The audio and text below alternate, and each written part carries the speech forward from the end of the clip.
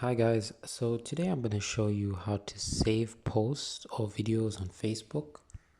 So of course, once you have your Facebook open, go onto your home page, and if you see a video that you like, you can just go ahead and you press those three dots and then you press save video.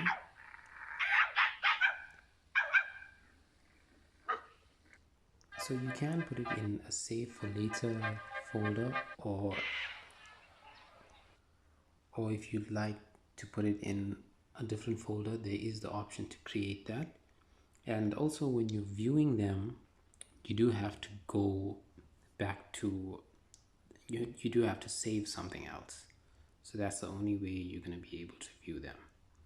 So let's say I want to view some of my older videos.